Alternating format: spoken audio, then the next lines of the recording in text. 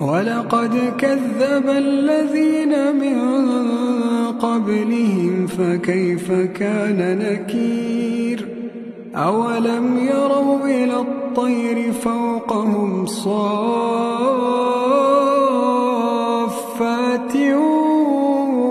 ويقبضن